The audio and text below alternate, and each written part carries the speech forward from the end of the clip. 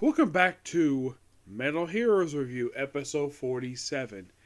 We're here reviewing the last of the last one for now, anyways, of the Metal Hero series movies I'm going through.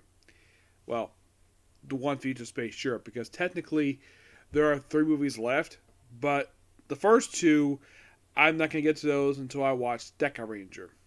That's simply the reason for it. And this movie in particular I'm talking about, which is Space Sheriff Shaider, Next Generation, does feature a final appearance of 2 characters, one of whom has been appearing in these movies since the Gavin movie.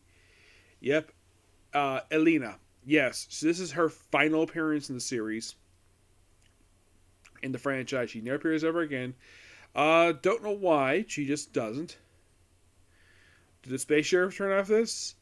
Yes, they do. As a matter of fact, in the case of Shevin, he makes let's say about the titular character, he appears just in the Space Squad movies after this, like both of them, and that's the last time for him. In the case of the other 2, yeah, kind of the same thing with them too.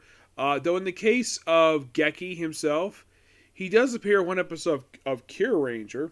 Yes, he appears in one episode of that one, and that's it for him. Yep. Now, surprisingly, his assistant Shelly is not in the movie once again. I'm not sure why she's not in these movies. Now, there's no on-screen reason why. As a matter of fact, his spaceship makes a very brief appearance. But yet, Shelly is not here. You know, the current Gavin's assistant. The one who's the original Gavin's, well, his wife's cousin. Who is young. And there is no explained reason of exactly why she's not here, but yet Shriven's assistant is here, and this movie also features the debut of Shaider's new assistant, Tammy, who's wearing the same outfit as Anne. And Anne's in this movie too, making her final appearance in the entire franchise. Though this was a one-off return for her, first time she's appeared since the original series, but I'll get to that.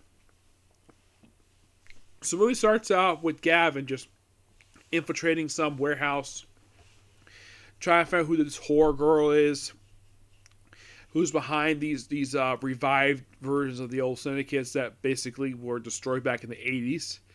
He doesn't get anywhere, and then he's brought to headquarters, where he is told that the investigation is suspended. The reason? Commissioner Gordon's daughter was kidnapped.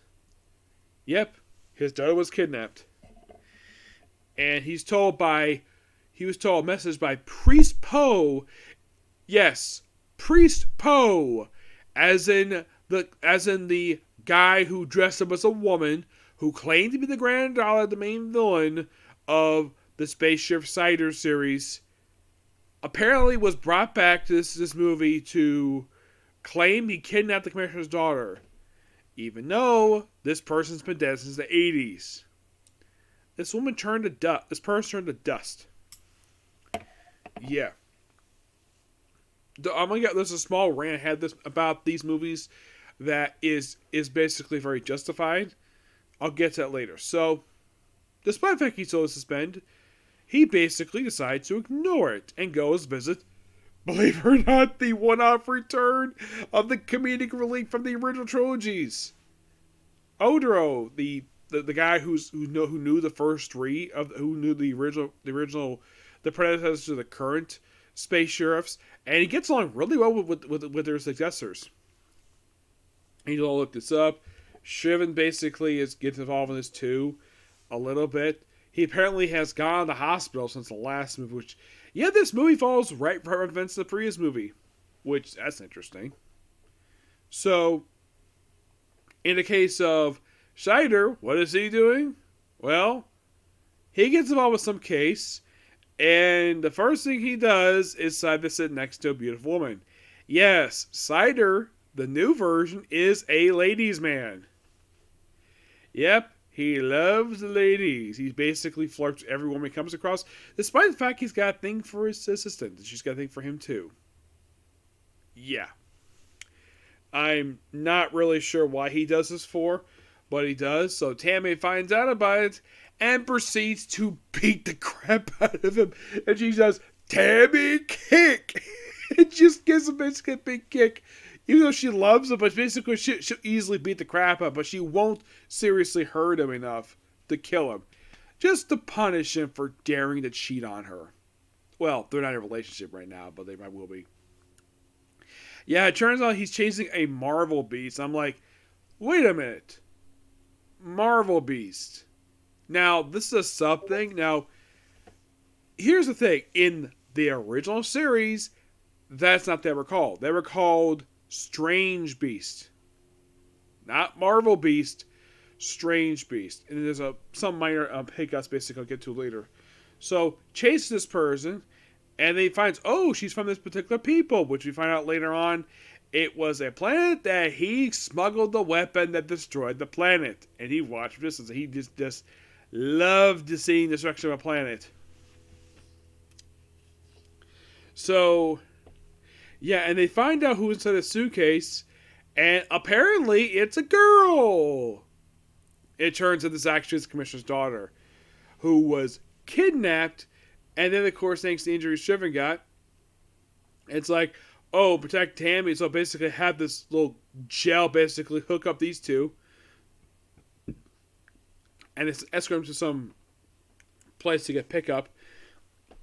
And then, of course, they realize her name is Hilda.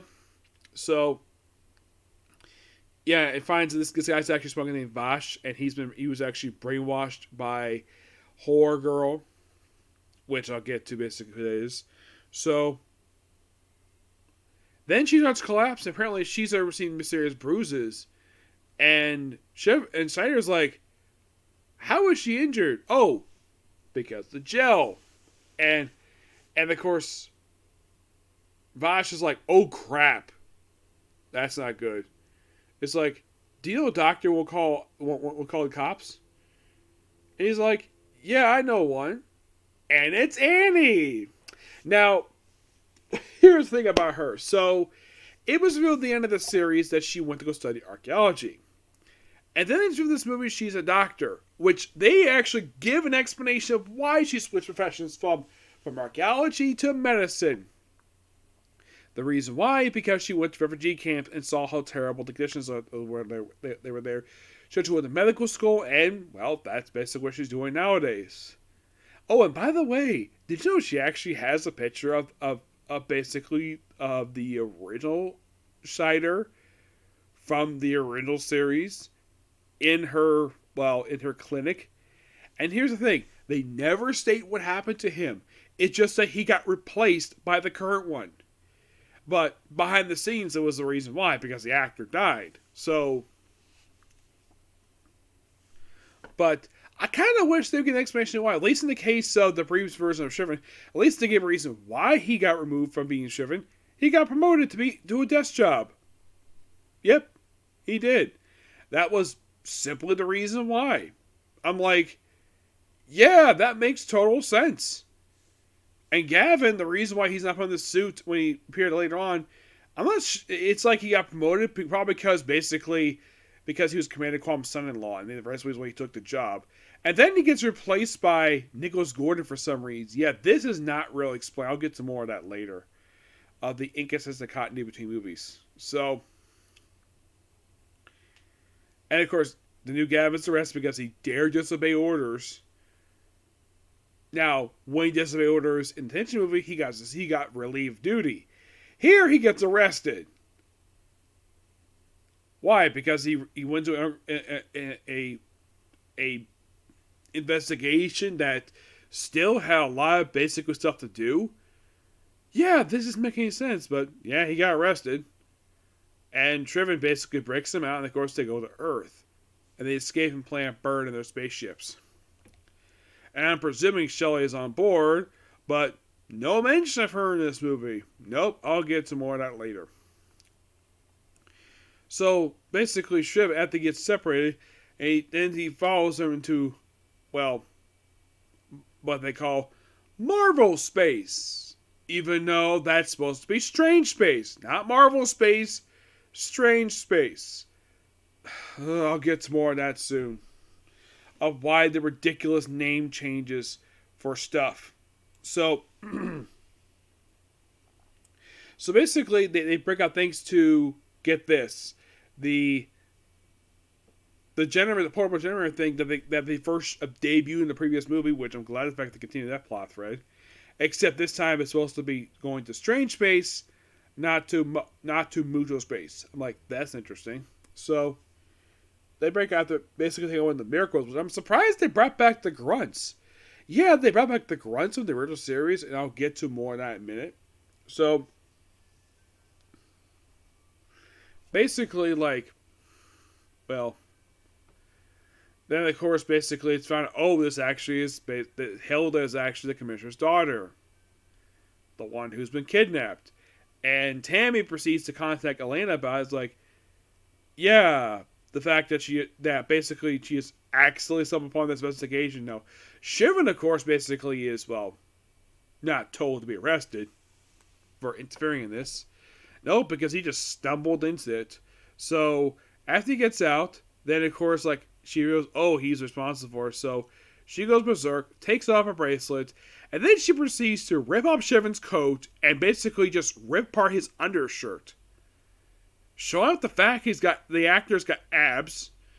And like, okay, so how does Shivan solve the problem of basically stopping his assistant from going nuts? Like, how the cure been going nuts? He's like, ooh, I know. How about make out with her? Yes, which makes him the first space sheriff to kiss his assistant. Yep, he is the first one. Not even the original ones ever did it. Yeah, Mimi was in love with Gavin the whole series. And he found out like, oh, he's like, oh, Mimi's interested in me. Interesting. He's like, okay. And then later on, at the end of Shivan's series, it's revealed he's getting married. Now, there's no reason why he's Bo in the episode. So then, of course, basically they put stuff together. Of course, meanwhile, Shivan and Gavin actually find the true base of Horror Girl, which is some apartment. And they find the mask that belongs to Horror Girl, and they find out who Horror Girl is, and they unveil this later in the movie. So then, of course, after the guy is arrested, of course, they bring her home, like, oh yeah, so happy. And then it found out she's Horror Girl, and the commissioner is Priest Poe. He dressed as a woman to impress a strange beast. I'm not calling him Arby's because that's not the name of the creature, what he is. That's a strange beast. So, and she's like, oh, and the reason why she basically created the website and why she tried to create a revived version of the three Dead Syndicates, because she was bored. Yep, that was the reason why. She was utterly bored. So, then she activates the thing next to her generator, causes a big black hole, so the three space ships transfer with their ships, though in the case of Gabriel's doll, is basically his dragon. The other two fly their ships, which actually transform. And then, of course, they destroy the thing inside the Moroku space. They get out, and of course, they all basically do little poses one more time. But before that, this is so funny. So Tammy proceeds to like be romantic with him, and he gets called for another girl, and then she proceeds to break his phone, beat him up, and then, of course, basically like, oh, these two like, yeah, you basically get beat up by Tam. You probably deserve this. Here, let us hold you while basically she beats you up, dude. Yeah, this is not for comedy. And also, when we have this is weird bit when Gavin's giving Ozu like basically got his good side by throwing cartoon noises for no reason. Yep. But movie ends on a happy note. They do the proposes, and that's the movie, and that's the end of the Next Generation movies. So, movie's good, but I do have problems with it. And overall, with Next Generation films as a whole. Okay, number one, we bring back Don Horror for Gavin. Okay. So, Tension, we bring it back. Demon King Psycho. Okay, we bring him back. And the fact there's a statue for him in the ship movie. But, Shaider? Oh, do we bring back, let's say, how about the main bad guy from his series? Nope. Not even mentioned. Which, okay, they bring up the organization Fuma, but they'll bring up their boss? Why wasn't that not that memorable or something? Like, okay, so basically there's a plot in the Gab movie to revive Don Horror, which fails. For Demon King Psycho, that happened in Tension movie, which was awesome. This one, it's like, okay, so we get to this point, and oh yeah, we have the Strange Space, not Marvel Space. We'll get to more of that in a minute. And we don't bring back the boss? Why? Because focus on this horror girl plot? Why? Because we just did already, like twice already. So let's not bring back the main bad guy of the Shaider series as main villain of this movie. Nope. Let's not do that. Okay, another problem. Now, Shriven, in the original series, every time he's transformed, we say Crimson Shine. For some strange reason, in the Shriven Action movie and this movie, they changed the Red Flash. Even the original one is saying Red Flash, even though that's not what you say when you transform in the original series. Why the heck would you change that for? Oh, and they also changed, get this, the code, the word that Shaider says when he transforms. I think he says center, I believe it is, in the original series. Here it's Plasma Spark. I do, like, basically I think maybe they changed because they probably think it was cool to say center. It's basically SENTER. Or at least S is like enter. So maybe Plasma Spark is basically more appropriate thing to use. Maybe. But Crimson Shine was still a good way to transform. But change the Red Flash, this makes no sense at all. Also, the movie, when he gets briefly hooked up to Hilda, he tries to, but he doesn't want, because basically it's a big energy that surrounds him. He thinks might hurt her, so, okay, that makes sense. So, okay, so, other negatives besides not reviving the boss, change the Strange Beast to Marvel Beast. Why rename the creatures? No reason for this at all. Number 3, why change their boss? I mean, in the case between Gab and Tension, there was a reason why. The actor died. So, of course they're placed with Gavin. Of course. And then by this movie, it's a completely different character. Oh, I would love to know the reason why Gavin got replaced. Why was Kenji Oba not available for these next series movies? So replaced with a completely original character. Oh, who, by the way, played Spider-Man in the Toho version of Spider-Man back in the 70s. Which the guy did a good job, but it's like, yeah, he doesn't really act that evil. He just covered up his daughter's crimes. Oh yeah, the whole thing with the daughter being horror girl. Okay. She did this because she was bored. And also, every time one of her minions fail, she laughs. Every time to show the fact that she's better than they are. Because she's too smart for her own good, so make her basically as... I think the whole horror girl plot was interesting. But then the real motivation for it's like, really? You did all this chaos across 2 movies because you were bored. Wow. I'm like, what lazy writing we have here. Yes. No, seriously. This writing is pure laziness. At its finest. Yeah.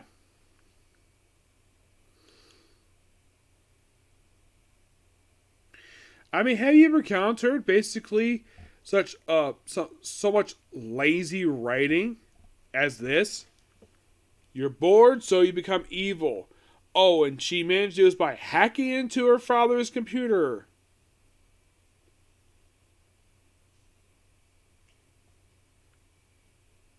If you're bored, find something to frickin' do.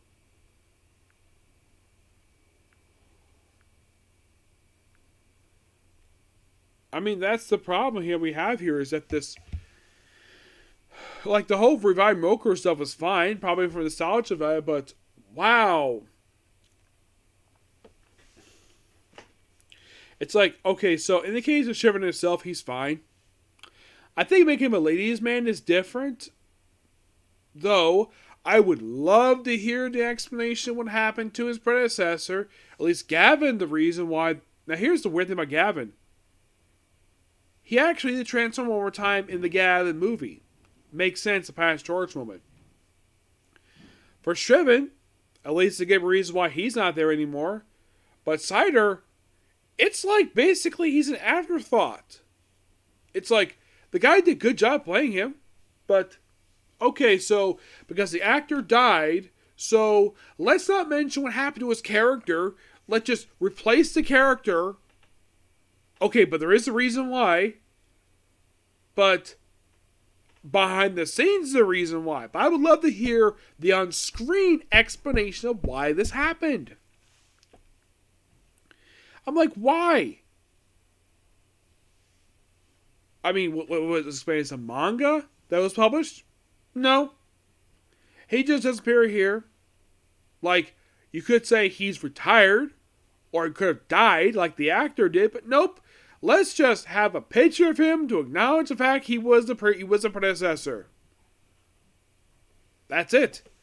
And do I think they should have brought back? Do I think it was good to brought back the character from the original, the comic relief character, the comedy character? Was fine. I think that his presence movie didn't really hurt it. I don't have a problem with him being there. It's just that the whole thing of like you have Geki where he apparently knows all the current three space sheriffs. Like, okay, fine. Okay, here's the question. Number one, when did he find out who the space sheriffs were? I mean, he probably knew of them, but he never had to be. When did he meet them? Number two, when did he get this job? I would love to hear this explanation for this. And number three, when did he meet the current space sheriffs? That's a really good question. It's like there's so much left material here you could just basically do, but no. By the way, this movie is only 1 minute longer than the last movie. Yeah, 1 minute longer. It's almost like you could have had this be a TV show, but nope, let's do movies instead. Because we don't bring back something that people actually like. Let's just do movies and do nothing else. Sadly. Yep, so yes, that's going to be pretty much a particular view. Next up is going to be a Comic Corn, and it's on to Melder. Okay, next view. Bye.